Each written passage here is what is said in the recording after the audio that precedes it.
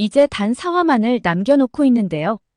보영 사건 진실에 다가서며 드라마는 정점을 향해 가고 있습니다. 정우는 11년 전 기억을 되살려 차량 사고 목격자를 찾는데 집중하는데요. 11화 예고편에서 드디어 그 목격자가 등장하는 것 같습니다. 그리고 경찰서에서 참고인 진술을 하는 것으로 보이죠.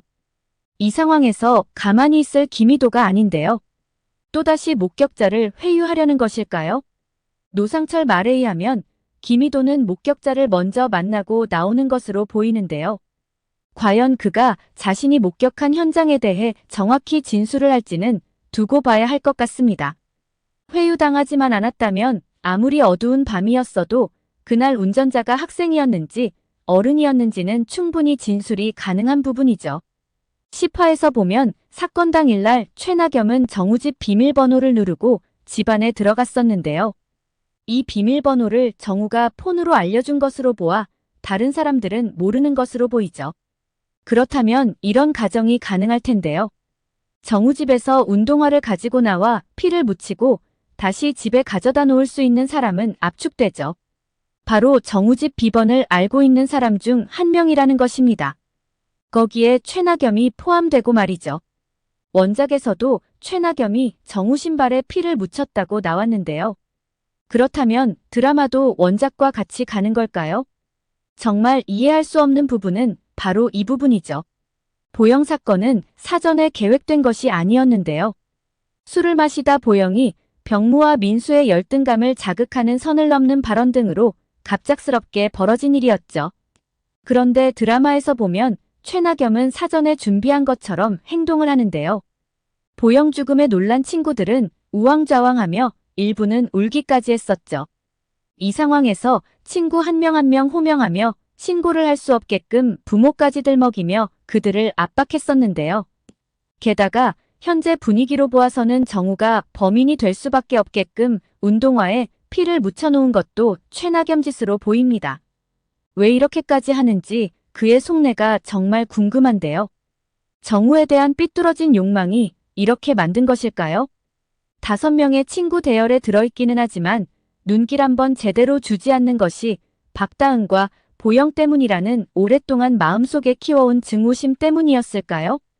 절친이라고 믿었던 친구가 내게 이런 증오심을 가지고 있었다면 정말 끔찍할 것 같습니다. 병무가 유치장에서 이런 말을 했었는데요. 이게 다 너가 시킨 짓이고 당시 너가 우리를 협박하지만 않았다면 경찰에 자수를 했을 거라는 말이 와닿는데요. 이들을 옹호하는 것은 아니지만 당시 상황 판단을 잘못하게 만드는 결정적인 요인을 제공한 사람이 바로 최나겸이죠. 정말 잘못된 집착이 한 사람의 인생뿐 아니라 주변에 얼마나 많은 사람들을 망칠 수 있는지 제대로 보여주는 사례가 아닌가 싶습니다. 고창수와 정금이는 지역 유지로 상당한 재산을 보유했었으나 보상을 하는데 많은 부분을 사용한 것으로 보이는데요. 대외적으로는 아들이 저지른 일에 대해 진심을 다해 사과를 하고 많은 사람들의 냉대를 몸소 다 견뎌왔죠. 하지만 내적으로는 아들 정우에 대한 깊은 신뢰가 있었던 것으로 보입니다. 현구탁과 대면에서도 아무리 정우가 술에 취했어도 그런 짓을 하래는 아니라는 말을 했었는데요. 이에 현구탁은 몽키스 패너에 박다은 혈흔이 나왔고 결정적으로 피 묻은 정우 운동화가 나왔다며 그를 압박했죠. 10화에서는 정우 차량이 드디어 모습을 드러냈는데요. 시신 유기할 때 쓰였던 차량이기에 당연히 폐차했을 것이라고 모두들 생각했었죠. 그런데 그 차는 의외의 장소에서 발견되었는데요. 바로 고창수가 차를 폐차시키는 대신 10년 동안 컨테이너 박스에 보관하고 있었던 것입니다. 이것으로 보아 그들이 왜 두 사람이나 죽은 흉물스런 창고를 그대로 유지하고 있었는지 알 수 있는 부분이죠. 일부 증거가 정우가 살인자라고 가리키고 온 언론이 정우가 두 사람을 살해한 흉악범이라고 몰아갔었는데요. 하지만 부모 입장에서는 정우가 살해했다는 그 어떤 직접적인 증거가 발견되지 않았기에 받아들이기 어려웠던 것이죠. 정우 또한 감옥에서 자신은 절대 죽이지 않았다고 했었는데요. 정우 부모는 정우를 깊이 신뢰하고 있었던 것으로 보입니다. 그래서 10년이 지나 출소 후 누명을 벗을 수 있는 유일한 증거를 훼손하지 않은 채 창고와 차량을 그대로 유지한 것으로 보이죠. 다른 어리석은 부모들과 다르게 현명한 부모를 둔 정우가 그 덕에 억울한 누명을 벗게 될 것으로 보입니다. 예고편에 보면 증거 목록에서 사라졌던 삽2개가 정우 차량에서 발견된 것으로 보이는데요. 아마도 그 삽에서 지문이 나오지 않을까 싶죠. 현구탁은 지시만 했었기에 나올 확률이 희박하고 신추호와 양흥수의 지문이 나오지 않을까 싶습니다. 또한 당시 정우차는 기름이 없었는데요. 해서 정우가 당시 자신 차의 주유한 사람을 알아내기 위해 주유소를 찾아갔지만 결국 냉대만당했죠.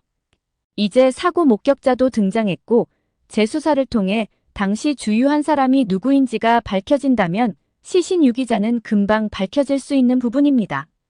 결국 조만간 신추호와 양흥수 또한 구속되지 않을까 싶은데요. 구치소에 아버지와 아들이 함께 수감된다면 정말 볼만하지 않을까 싶습니다. 그런데 이들이 자신들만 죽지는 않겠죠.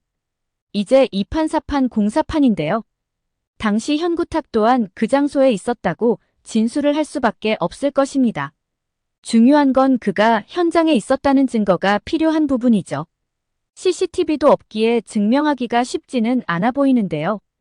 하지만 당시 자신들이 현구탁과 함께 있었다고 증명할 수 있는 한 가지는 있습니다. 바로 시신 유기 시 현구탁이 서장의 전화를 받는 자리에 함께 있었다는 것이죠. 그는 예영실과 서장이 함께하는 자리에 자신도 참석해야 한다며 그들에게 모두 맡긴 채 그 자리를 떴었는데요. 통신 조회를 해보면 그 시각에 서장과 통화한 내역이 나올 것입니다. 결국 공범으로 현구탁 또한 조사를 받게 될 수밖에 없을 텐데요. 11화 예고편에서 현구탁이 누군가에게 무릎 꿇고 도와달라고 사정하는 모습이 보입니다. 아마도 예영실을 찾아간 것으로 보이죠. 두 사람은 분명 사건을 두고 딜을 할 것으로 보이는데요. 보영 사건은 자신을 제외한 병무와 민수 그리고 그들 부가 저지른 짓으로 마무리하려 하겠죠. 대신 자신을 도와주면 박형식의 범죄는 절대 드러나지 않게 하겠다고 약속을 할 것으로 보이는데요. 그런데 아무리 파워를 가진 삼선 국회의원 예영실이라도 모든 언론을 통제하기는 어려워 보입니다. 19살 고등학생이 무천마을 사람들의 누명으로 억울하게 10년 옥살이를 했다라는 기사가 실리게 되면 전 국민에게 이슈가 되는 건 시간 문제이죠. 결국 현구탁과 예영실의 커넥션도 머지않아 드러날 것이며 그들의 종말도 서서히 다가오는 것 같습니다.